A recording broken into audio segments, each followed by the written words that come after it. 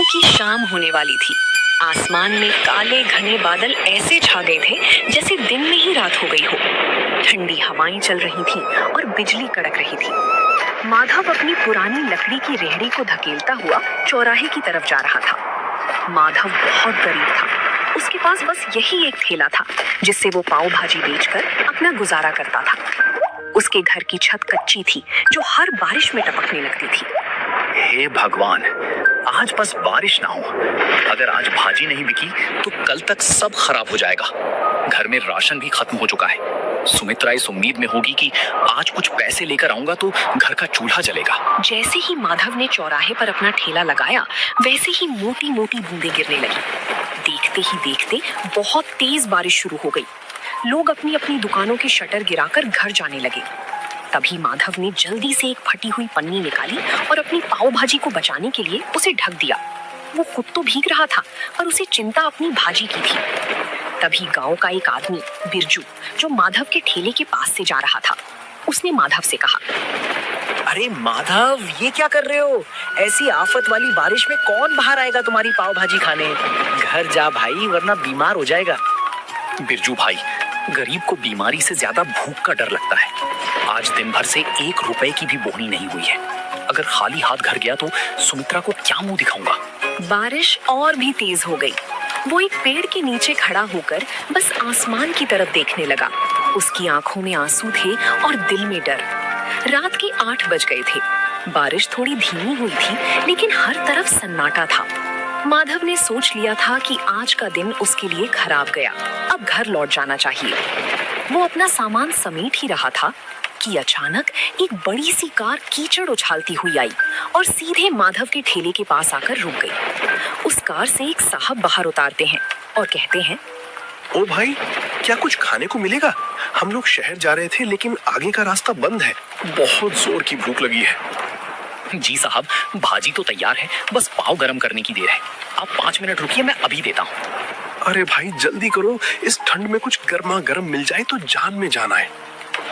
माधव के मुरझाए हुए चेहरे पर रौनक आ गई। उसने जल्दी से चूल्हा जलाया। मक्खन की खुशबू चारों तरफ फैल गई। उसने तवे पर भाजी को अच्छे से मैश किया और पाव को मक्खन लगाकर लाल होने तक सेंका।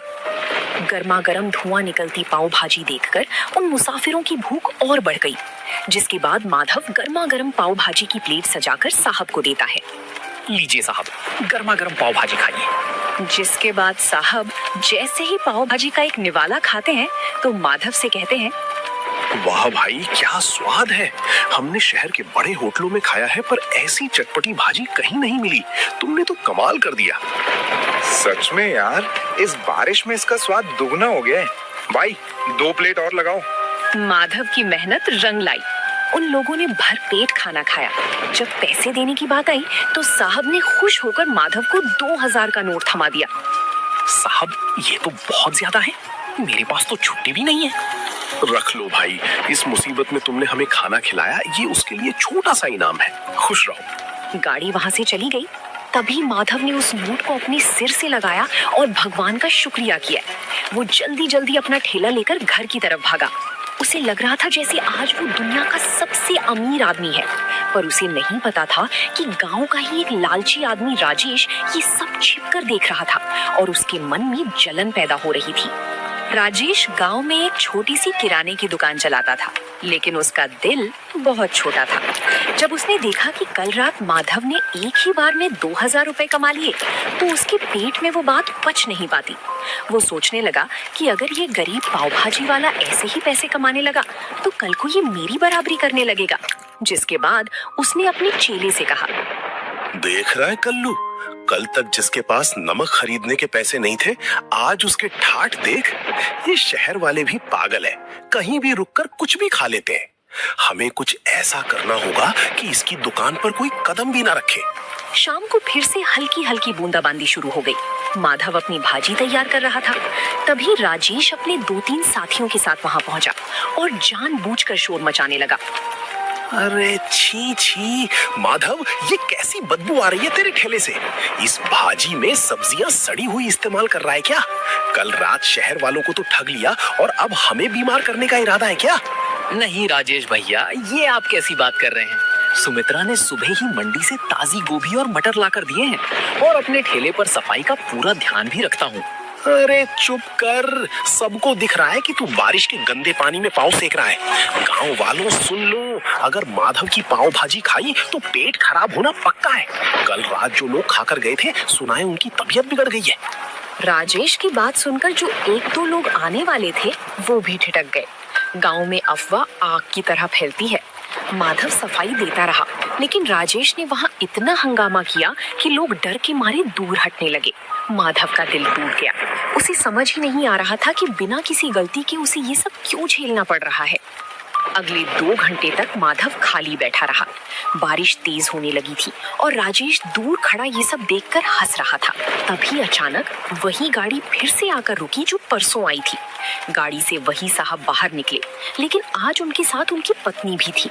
साहब मुस्कुराते हुए माधव के पास आते हैं और कहते हैं, नमस्ते भाई, आज हम खास तौर पर तुम्हारी पाव भाजी खाने के लिए शहर से यहाँ तक आए हैं। मेरी पत्नी को तुम्हारी भाजी का स्वाद इतना पसंद आया कि उसने आज घर पर खाना ही नहीं बनाया। साहब, पर यहाँ तो लोग कह रहे हैं कि मेरी भाजी खाकर आपकी तबीयत खराब हो गई थी। अरे कौन फैला रहा है ये झूठ? हम तो कल से और ज्यादा तरोताजा महसूस कर रहे हैं। बल्कि मैंने तो अपने ऑफिस के ग्रुप में भी तुम्हारी फोटो डाली है। देखो पीछे एक और गाड़ी आ रही है, वो सब मेरे दोस्त हैं। साहब की बात सुनते ही राजेश का चेहरा पीला पड़ गया। देखते ही देखते वहां 3-4 गाड़ियां और रुक गईं। माधव ने फुर्ती से काम शुरू किया। ताजे मक्खन और मसालों की ऐसी महक उठी कि गांव के जो लोग राजेश की बातों में आ गए थे वो भी अपनी भूख नहीं रोक पाए। तभी गांव का एक बुजुर्ग माधव के ठेले पर आकर बोलता है, माधव बेटा, हमें माफ करना, हम इस राजेश की बातों में आ गए थे। हमें भी एक प्लेट पाव भाजी खिलाओ, इसकी खुशबू ने तो भूख जगा दी है। उस रात माधव की सारी भाजी बिक गई। राजेश शर्म के मारे वहां से खिसक गया। माधव ने आज सिर्फ पैसे ही नहीं कमाए थे, बल्कि राजेश की साजिश को भी नाकाम कर दिया था। माधव की दुकान अब गांव और शहर दोनों जगह मशहूर होने लगी थी। हर शाम उसके ठेले पर भीड़ जुटने लगी थी। सुमित्रा भी अब घर पर माधव की मदद करती और दोनों मिलकर और भी स्वादिष्ट मसाले तैयार करने लगे। लेकिन माधव का सपना अब बड़ा हो गया था और एक रात जब माधव घर लौटा तो उसने देखा कि सुमित्रा छत से टपकते पानी को रोकने के लिए बर्तन रख रही है। पूरी रात दोनों सो नहीं पाए क्योंकि बिस्तर भीग चुका था। और तभी उस रात माधव ने एक बड़ा फैसला लिया। सुमित्रा, अब बहुत हो गया। कब तक हम इस टपकती छत के नीचे रात गुजारेंगे? भगवान की दया से अब हमारे पास कुछ पैसे जमा हो गए हैं। मैं सोच रहा हूँ कि अब ठेला छोड़कर एक छोटी सी दुकान किराए पर ले लूं। दुकान? पर उसके लिए तो बहुत पैसे लगेंगे और गांव के चौराहे पर दुकान मिलना भी तो मुश्किल है। कोशिश करने में क्या हर्ज है? अगर एक बार पक्की दुकान हो गई तो बारिश में भी धंधा बंद नहीं होगा और लोग आराम से बैठकर खा सकेंगे। मैं कल ही सरपंच जी से बात करूंगा। अगले दिन माधव सरपंच जी के पास गया। सरपंच जी ने माधव की मेहनत देखी थी, इसलिए उन्होंने उसे चौराहे के पास एक पुरानी दुकान किराए पर दिलाने में मदद की। माधव ने दिन रात एक करके उस दुकान की सफाई की और उसे एक छोटी सी पाव भाजी ढाबे का रूप दे दिया। माधव के ढाबे का नाम रखा गया माधव पाव भाजी सेंटर। उद्घाटन के दिन माधव ने पूरे गांव को न्योता दिया। उसने सोचा था कि पुरानी बातें भूलकर वो राजेश को भी बुलाएगा ताकि गांव में भाईचारा बना रहे।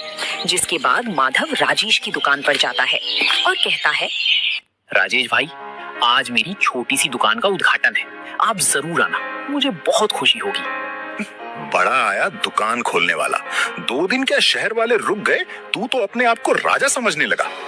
जा, मैं नहीं आने वाला तेरी सड़ी हुई दुकान पर। माधव उदास मन से वापस आ गया। शाम को ढाबे पर खूब रौनक थी। मुसाफिर, गांव के लोग और बच्चे सब बड़े चाव से पाव भाजी खा रहे थे। तभी अचानक कुछ ऐसा हुआ जिसकी किसी ने उम्मीद नहीं की थी। गांव के कुछ आवारा लड़के, जिन्हें राजेश ने पैसे देकर भेजा था, ढाबे के अंदर आए और शोर मचाने लगे।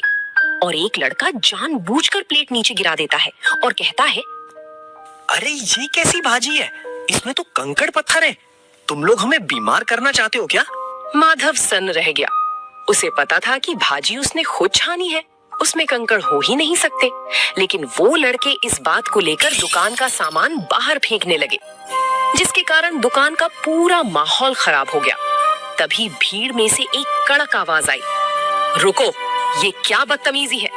सबने मुड़कर देखा तो वो गांव के नए हेड कांस्टेबल रघुवीर सिंह थे। वो सादे कपड़ों में अपनी पत्नी के साथ वहां पाव भाजी खाने आए थे। उन्हें देखकर राजेश के भेजे हुए लड़के घबरा गए, जिसके बाद रघुवीर सिंह उन लड़कों के पास जाकर कंकड़ वाली प्लेट उठाते हैं और कहते हैं, तुम कह रहे हो इसमें कंकड़ है?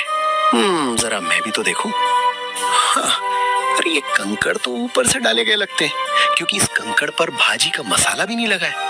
सच सच बताओ, तुम्हें यहाँ हंगामा करने के लिए किसने भेजा है? वो साहब, हमें तो राजेश भैया ने बोला था कि माधव की दुकान जमने नहीं देनी है।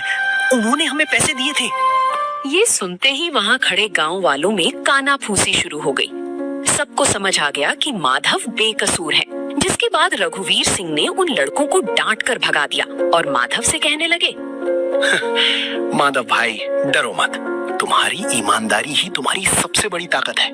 आज से यहाँ तुम्हें कोई परेशान नहीं करेगा। चलो, अब हमारे लिए 2 प्लेट बढ़िया सी पाव भाजी लगाओ, बहुत भूख लगी है। माधव की आंखों में आंसू आ गए। उसने हिम्मत जुटाई और फिर से काम शुरू किया। उस दिन के बाद गांव वालों का भरोसा माधव पर और भी ज्यादा बढ़ गया। माधव का काम अब दिन दुगुनी रात चौगुनी तरक्की कर रहा था। दूसरी तरफ राजेश की जलन कम होने का नाम नहीं ले रही थी। उसने सोचा कि अगर माधव पाव भाजी बेचकर अमीर हो सकता है तो मैं क्यों नहीं। उसने भी अपनी दुकान के बाहर पाव भाजी का बड़ा सा बोर्ड लगा दिया और तभी राजेश ने अपने चेले कल्लू से कहा, देख कल्लू, माधव ताजी सब्जियां और महंगा मक्खन डालता है, इसलिए उसे बचत कम होती है। हम क्या करेंगे, हम मंडी से सस्ती और थोड़ी बासी सब्जियां लाएंगे और मक्खन की जगह सस्ता डालडा घी इस्तेमाल करेंगे और स्वाद के लिए तेज मिर्च डाल देंगे, किसी को पता नहीं चलेगा। राजेश ने दुकान तो शुरू कर दी, लेकिन उसका इरादा सिर्फ पैसा कमाना था, सेवा करना नहीं। शुरुआत में कुछ लोग कम दाम के लालच में राजेश के पास गए, लेकिन 2 ही दिन में असर दिखने लगा और एक दिन गांव का एक आदमी पेट पकड़कर राजेश की दुकान पर आया और कहने लगा, अरे राजेश, ये क्या खिला दिया तुमने? कल रात तुम्हारी पाव भाजी खाई थी, तब से पूरे घर का पेट खराब हो गया है। डॉक्टर के यहाँ चक्कर लगाने पड़ रहे हैं। धीरे धीरे राजेश की पोल खुलने लगी। जो लोग सस्ते के चक्कर में राजेश के यहाँ पाव भाजी खाने गए थे, उनकी तबीयत खराब हो गई थी। गांव के पंचायत में राजेश की शिकायत पहुंच गई। सरपंच जी ने राजेश पर भारी जुर्माना लगाया और उसकी दुकान कुछ दिनों के लिए बंद करवा दी। राजेश को लालच की बहुत बड़ी सजा मिली थी। राजेश की दुकान बंद हो गई और पूरे गांव में उसकी बदनामी हो गई। दूसरी तरफ माधव ने अपनी मेहनत से न केवल गांव वालों का दिल जीता, बल्कि अब दूर दूर से लोग उसकी पाव भाजी का स्वाद चखने आने लगे थे। लेकिन माधव का दिल आज भी उतना ही साफ था जितना पहले दिन था। माधव का छोटा सा ढाबा अब छोटा पड़ने लगा था। शहर के एक बड़े अखबार में माधव की कहानी छपी कि कैसे एक गरीब पाव भाजी वाले ने अपनी ईमानदारी से अपनी किस्मत बदली। इस खबर के बाद शहर के एक बड़े बिजनेसमैन माधव के पास आए। माधव भाई, आपकी भाजी में जो स्वाद है वो मैंने आज तक कहीं नहीं चखा। मैं चाहता हूँ कि शहर के मुख्य हाईवे पर हम मिलकर एक बड़ा फैमिली रेस्टोरेंट खोलें। जगह और पैसा मेरा होगा और हुनर आपका। साहब, मैं तो एक छोटा सा आदमी हूँ। मुझे डर लगता है कि कहीं मैं इतनी बड़ी जिम्मेदारी संभाल पाऊंगा या नहीं। क्यों नहीं संभाल पाएंगे? आपने कीचड़ और बारिश में ठेला चलाया है, ये तो फिर भी छत के नीचे का काम है। आपको भगवान ने मौका दिया है, इसे मत छोड़िए। माधव मान गया। कुछ ही महीनों में हाईवे पर एक आलीशान ढाबा तैयार हो गया, जिसका नाम रखा गया माधव की असली पाव भाजी। अब माधव के पास काम करने के लिए कई लोग थे, लेकिन वो आज भी खुद खड़े होकर भाजी का मसाला तैयार करता था ताकि स्वाद न बदले। माधव अब एक बड़ा आदमी बन चुका था। उसने गांव में अपने लिए एक पक्का और सुंदर घर बनवा लिया था। एक दिन जब वो अपने पुराने गांव के चौराहे से गुजर रहा था, तो उसने देखा कि राजेश अपनी दुकान के बाहर बहुत उदास बैठा है। उसकी दुकान पर धूल जमी थी और वो बहुत कमजोर लग रहा था। जिसके बाद माधव राजेश के पास जाता है और कहता है, राजेश भाई, राम राम, क्या हालचाल है? माधव, तुम यहाँ? भाई, मुझे माफ कर दो। मैंने तुम्हारे साथ बहुत बुरा किया, तुम्हारी दुकान उजाड़ने की कोशिश की। आज देखो, कुदरत ने मुझे वहीं लाकर खड़ा कर दिया है। मेरी दुकान बिकने की कगार पर है और मेरे पास कोई काम नहीं है। पुरानी बातें भूल जाओ राजेश भाई। इंसान गलती का पुतला है। मुझे आपसे कोई शिकायत नहीं है। अगर आप चाहें तो मेरे नए होटल में स्टोर मैनेजर का काम संभाल सकते हैं। मुझे किसी भरोसेमंद आदमी की जरूरत है। तुम सच में महान हो माधव।